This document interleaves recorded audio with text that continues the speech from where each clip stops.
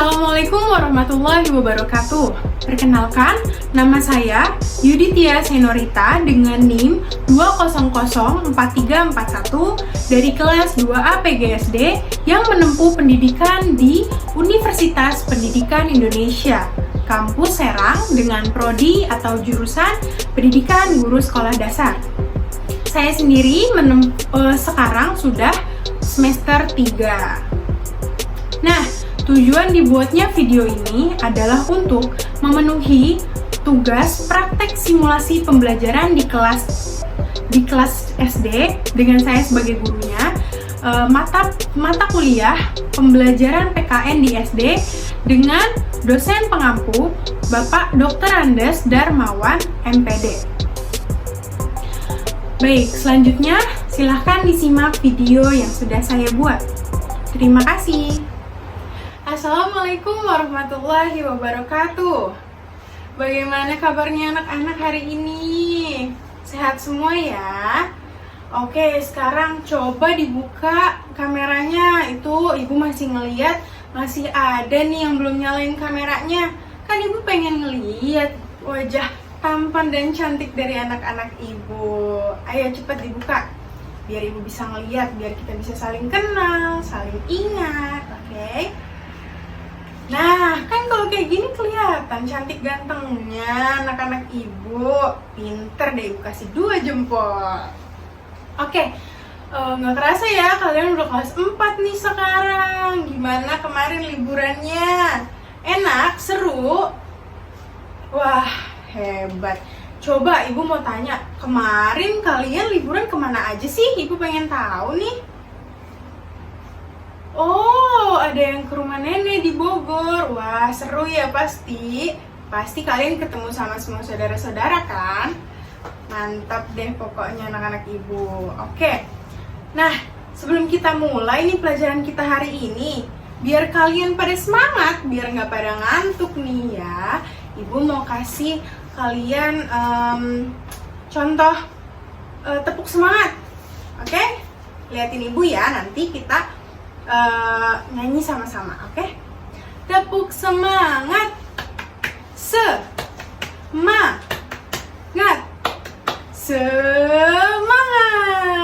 Ayo, udah bisa ya? Kita sekarang nyanyi bareng-bareng. 1, 2, 3. Tepuk semangat, semangat, semangat. Yeay, gimana? Udah semangat ya semuanya? Hebat anak-anak ibu. Oke, sekarang sebelum mulai pelajarannya, alangkah baiknya kita memulai dengan membaca doa. Oke, siapa nih yang mau mimpin doa hari ini? Oh, Adam. Oke, silakan Adam. Ayo, pimpin doa teman-temannya.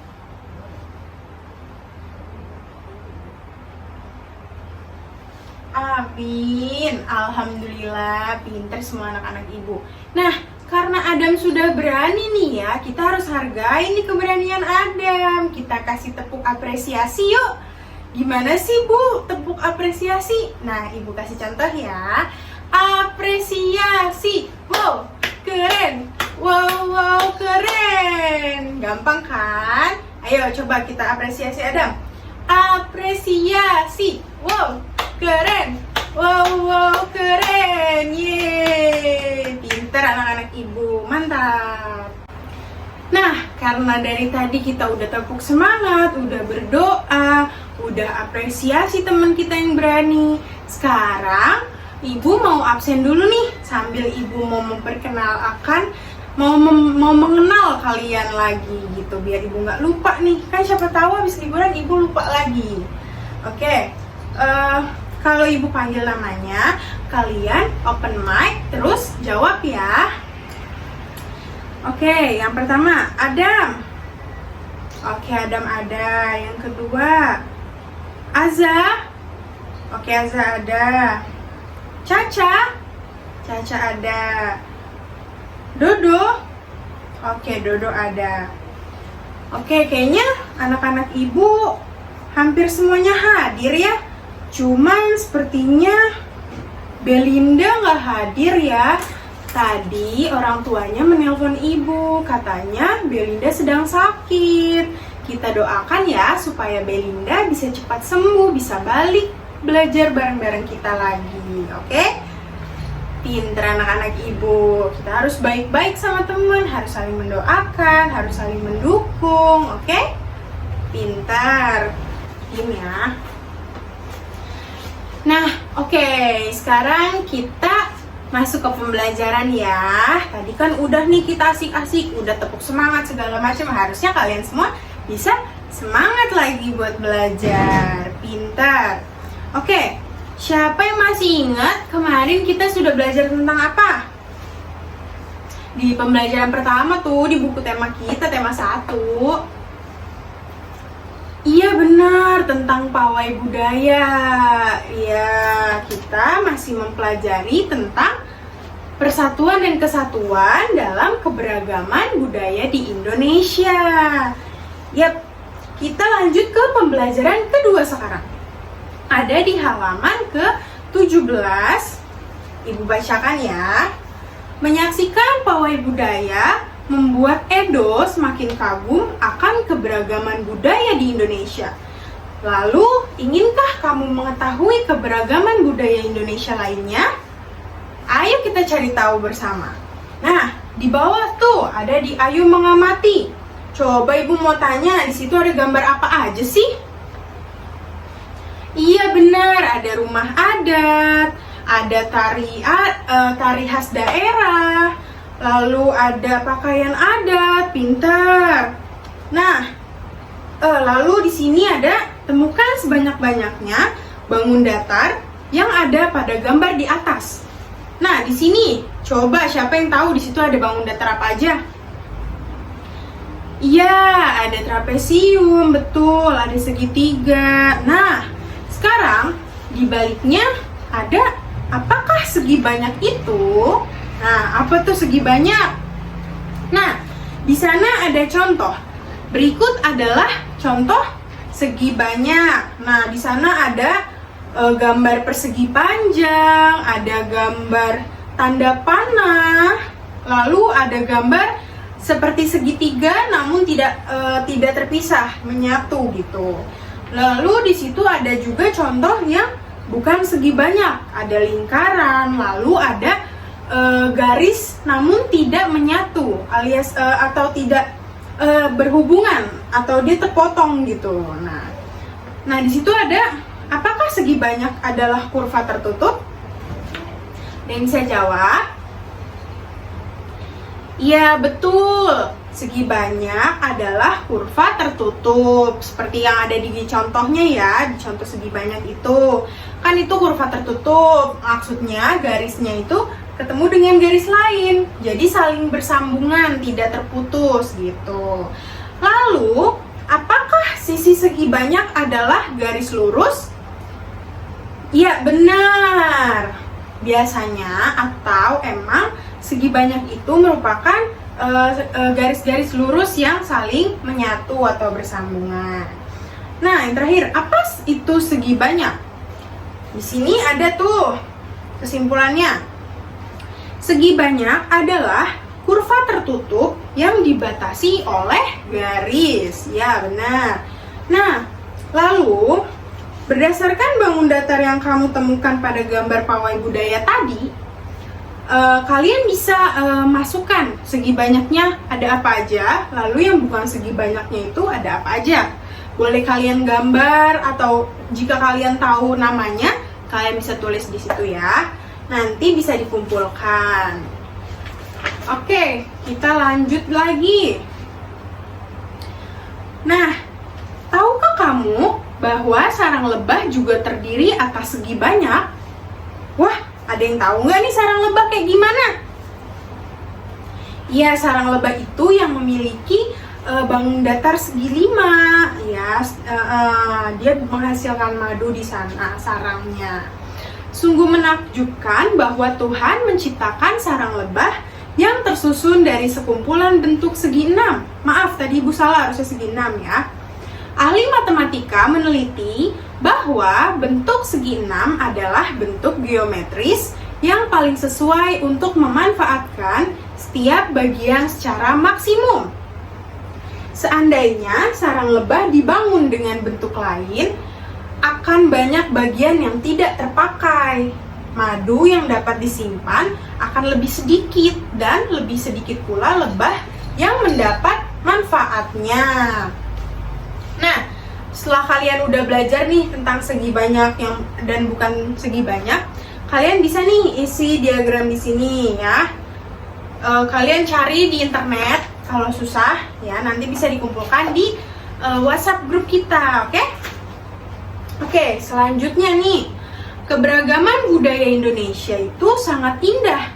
Di antaranya ada tarian, rumah adat, makanan khas daerah, atau pakaian adat, dan yang lain-lain masih banyak lagi. Nah, keberagaman tersebut memperkaya budaya di Indonesia. Oke, tahukah kamu kita itu bisa mendesain keberagaman budaya Indonesia ini dari Tangram? Ada yang tahu nggak Tangram itu apa? Nah, Tangram itu terdiri dari 7 buah bangun datar seperti pada gambar di bawah tuh yang ada gambar warna-warninya. Nah, di sini juga ada cara-cara kita membuat Tangram. Nanti Ibu akan kirimkan link video untuk membuat Tangram di Google Classroom. Jadi kalian bisa menonton di sana, lalu kalian bisa praktekkan di rumah. Ya, harus dipraktekkan ya biar kalian bisa. Nah, untuk selanjutnya nih, di Ayo Berkreasi, keberagaman budaya Indonesia juga terlihat dari tarian daerahnya. Nah, di sini ada contoh tari Bungong Jempa dari Aceh. Bungong Jempa ini berarti bunga cempaka. Lalu di baliknya, tarian Bungong Jempa dibagi ke dalam 2 gerakan, yaitu gerakan saat berdiri dan juga pada saat duduk. Nah, di sini kalian bisa lihat dan membacanya ya, cara-cara untuk tari Bungong Jempa ini. Oke. Nah, nanti Ibu juga akan kirimkan link video atau videonya di Google Classroom. Kalian bisa melihat contohnya seperti apa, caranya bagaimana. Lalu kalian bisa bikin video dan dikumpulkan minggu depan ya. Ini cuman ikutin dari gerakan A, gerakan B, gerakan C, gerakan D, gerakan E. Udah sampai situ aja, oke? Nah, selanjutnya, keberagaman Indonesia juga indah sekali. Nah, bagaimana sih cara kita menjaga keberagaman tersebut? Nah, ayo kita pelajari lebih lanjut lagi. Nih, di bawah di halaman 28 ada 5 gambar bapak-bapak. Di sini ada Pak Sami dari Maluku, Pak Encep dari Sunda, Pak Made dari Bali, Pak Udin dari Betawi, dan juga terakhir ada Pak Nur yang berasal dari Jawa. Nah, coba Ibu mau tanya, di sini ada nggak yang berasal dari Jawa? Oh, ada banyak ya, berarti kita nih didominasi oleh orang Jawa, Sunda kebanyakan ya. Nah, ada nggak di sini yang dari Bali? Oh, nggak ada ya, jarang berarti yang dari Balinya. Nah, kita baca. Pak Sami, Pak Encep, Pak Made, Pak Udin, dan Pak Nur tinggal di kampung Babakan. Mereka berasal dari suku yang berbeda-beda. Mereka juga mempunyai kesukaan makanan yang berbeda-beda.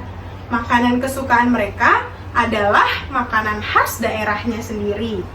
Mereka juga sangat ahli dalam memainkan alat musik daerah masing-masing. Nah, mereka ini menggunakan bahasa Indonesia sebagai bahasa sehari-hari meskipun masih sangat terpengaruh dengan logat bahasa daerah mereka. Jadi, mereka menggunakan bahasa Indonesia dalam kehidupan sehari-hari karena jika mereka menggunakan bahasa daerah mereka masing-masing, maka orang yang mereka ajak bicara tidak akan mengerti apa arti yang diucapkan oleh mereka. Misal, Pak Sami dari Maluku, lalu Pak Nur dari Jawa. Nah, Pak Nur ngomong ke Pak Sami bahasa Jawa, sedangkan Pak Sami aja berasal dari Maluku. Tentu saja Pak Sami jadi nggak ngerti bahasa Jawa itu apa artinya gitu. Nah, jadi mereka semua menggunakan bahasa Indonesia atau bahasa sehari-hari kita sebagai bahasa sehari-hari mereka juga satu sama lain gitu.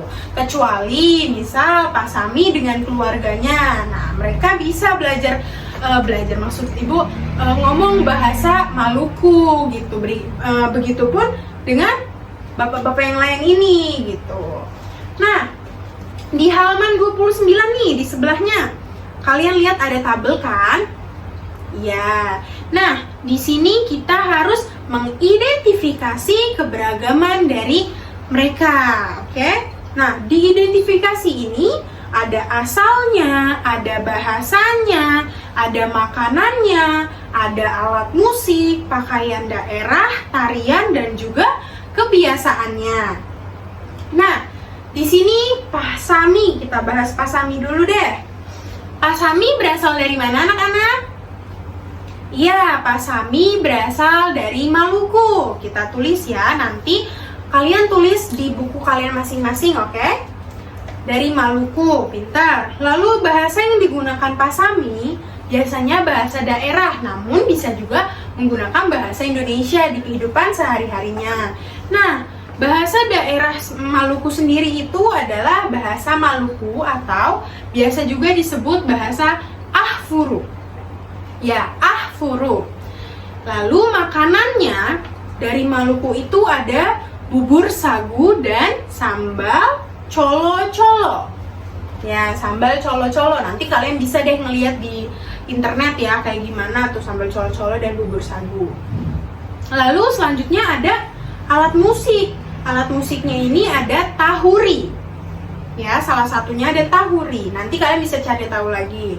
Lalu ada pakaian daerahnya, ada baju cele.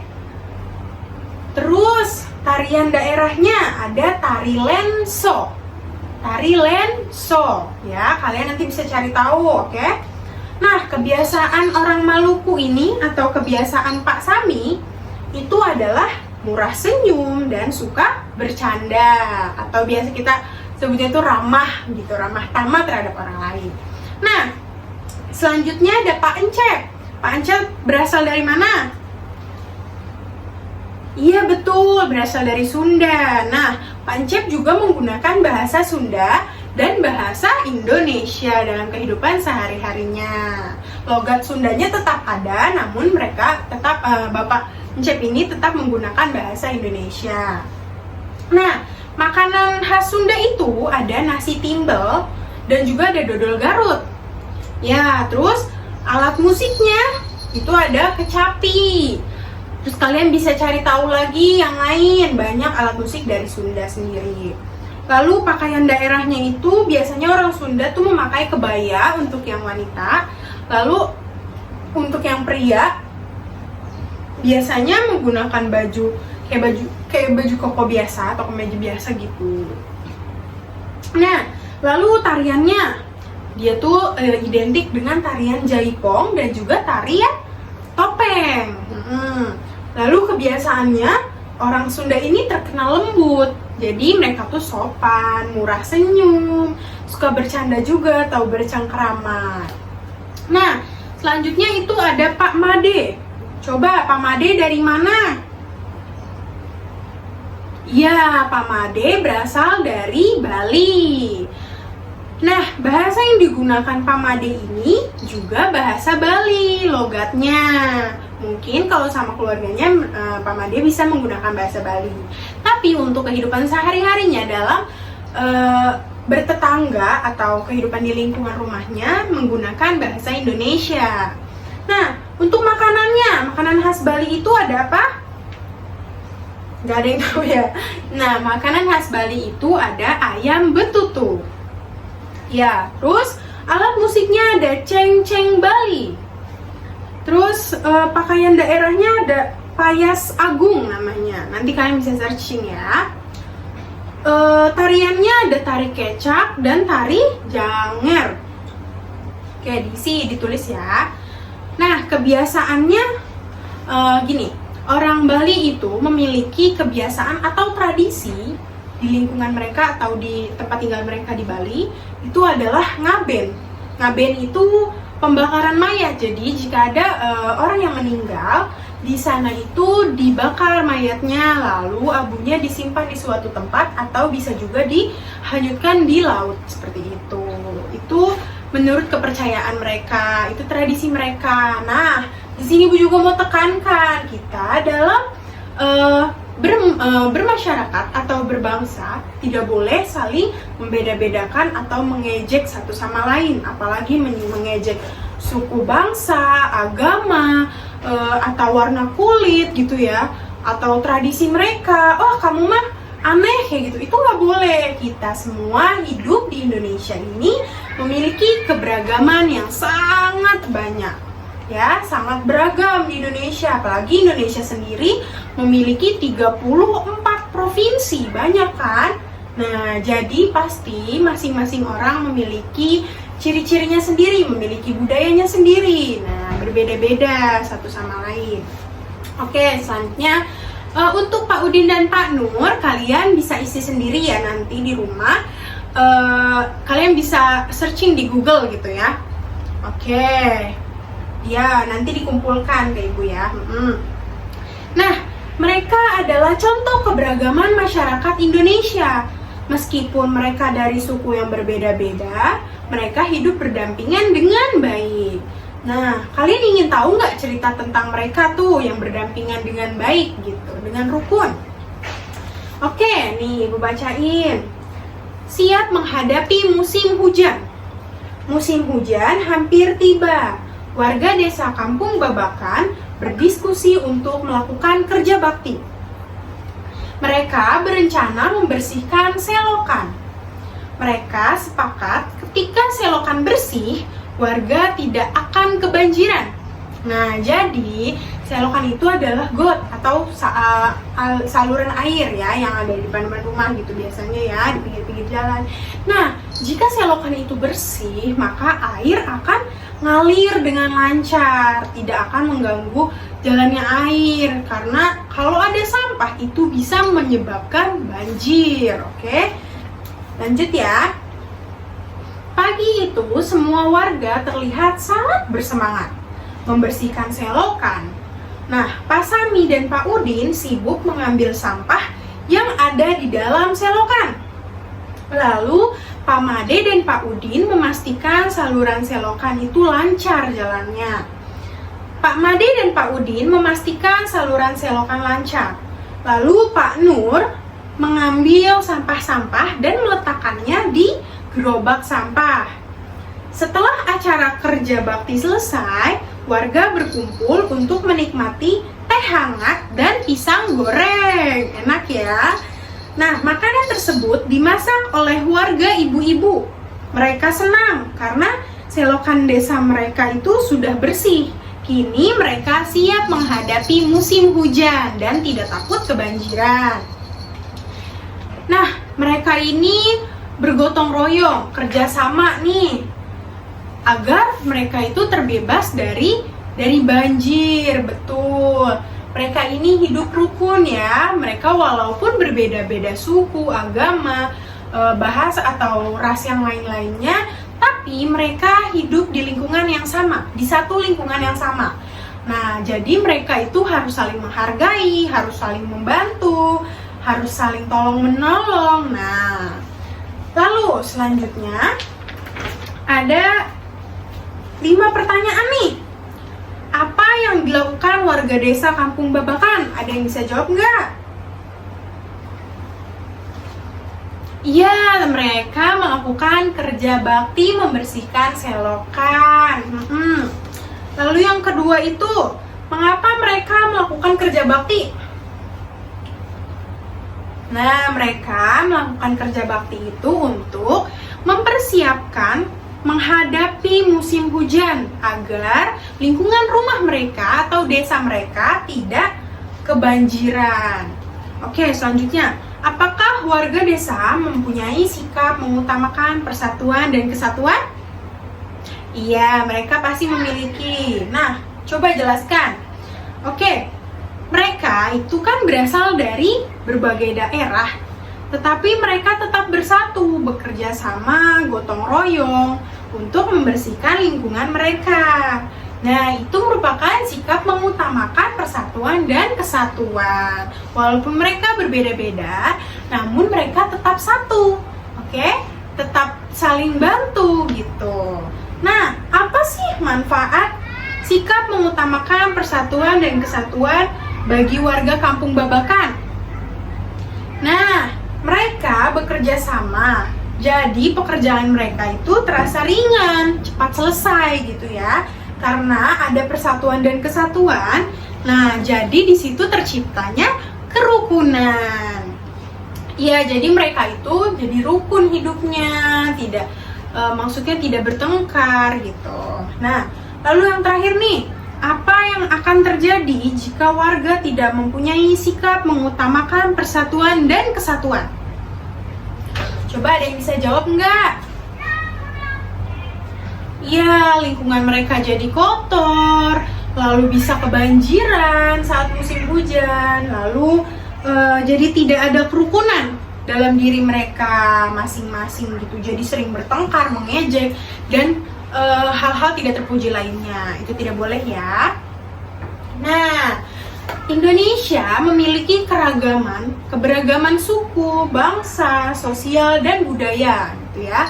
Maksudnya ada banyak bahasa, banyak tarian, rumah adat, pakaian adat, ras, suku, budaya gitu, agama dan lain banyak yang lain masih banyak lagi gitu. Nah, keberagaman di Indonesia terikat oleh rasa persatuan dan kesatuan. Gimana tuh maksudnya? Nah, seperti semboyan negara kita, apa? Bhinneka Tunggal Ika. Walau berbeda-beda, tapi kita tetap satu. Ya, walaupun kita beda, keberagaman suku budaya di Indonesia ini banyak gitu ya. Tapi kita itu harus tetap satu gitu. Kita harus terikat oleh rasa persatuan dan kesatuan. Nah, setiap orang pasti berbeda dengan orang lain. Tentu kayak ibu dan kalian pasti kan beda. Misal ibu dari Sunda, kalian ada yang dari Jawa. Lalu ibu Islam, kalian ada yang yang beragama Kristen dan agama lainnya gitu. Nah, baik itu warna kulit, cara pandang, dan juga ide masing-masing orang. Di kelas 2 dan kelas 3, kemarin kan kalian juga udah belajar bagaimana cara menghargai orang. Karena setiap orang pasti berbeda dari kita gitu, memiliki perbedaan antara kita dan juga yang lainnya. Nah, keberagaman yang ada adalah ciptaan Tuhan, ciptaan Allah yang Maha Kuasa. Kita semua harus menghargai keberagaman yang ada. Keberagaman tersebut akan memperkaya kita. Jadi tidak boleh membeda-bedakan, mengejek suku, bangsa, atau agama, atau yang lainnya gitu. Terus karena keberagaman itu merupakan ciptaan Allah Subhanahu wa Ta'ala, ciptaan Tuhan. Nah, keberagaman tersebut akan memperkaya kita, ya. Jadi kita itu memiliki sifat yang toleransi, rendah hati, yang pokoknya yang baik-baik. Itu memperkaya diri kita sendiri. Lagi pula itu tidak merugikan diri kita sendiri.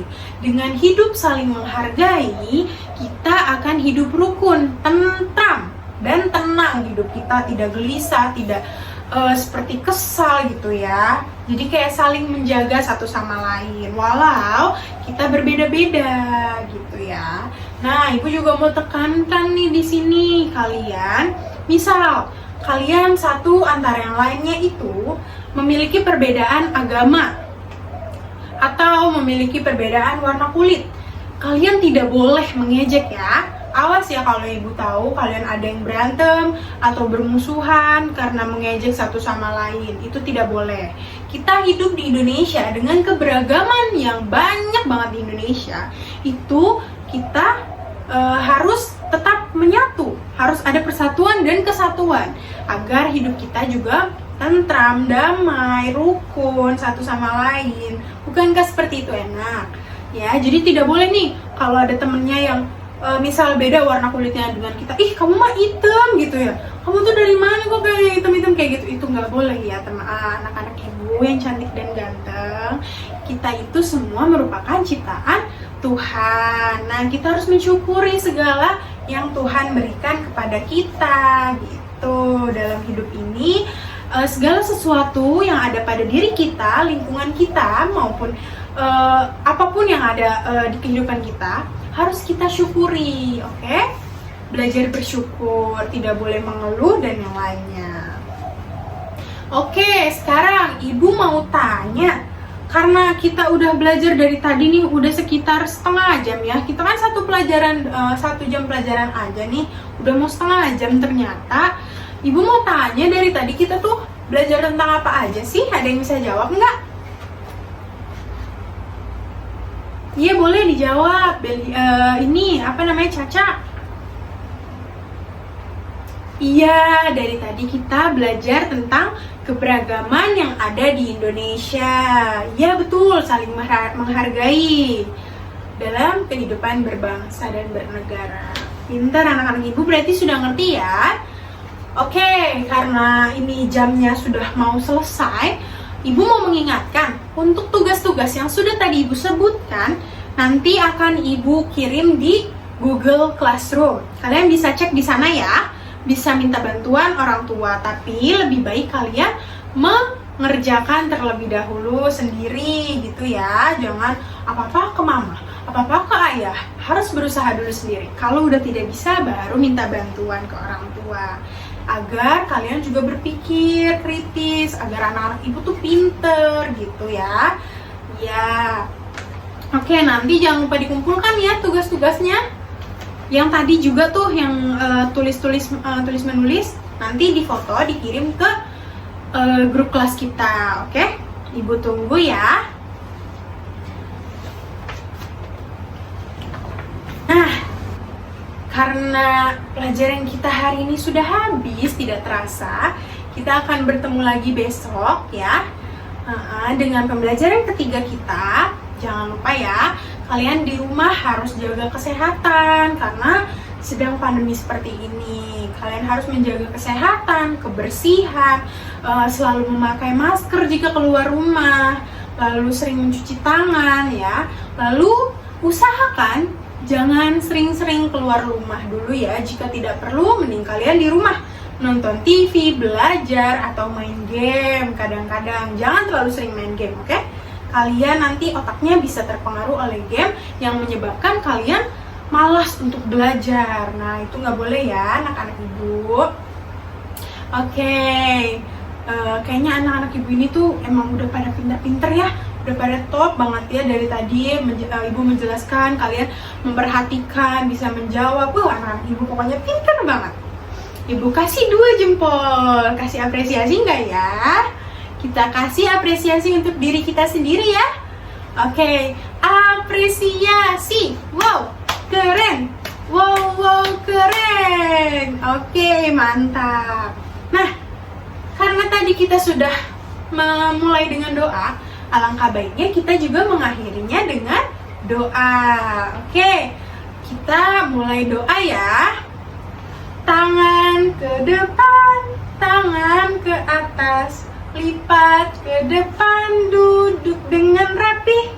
Oke, semua sudah duduk dengan rapi? Kita berdoa ya. Berdoa menurut agama dan kepercayaan masing-masing. Berdoa dimulai.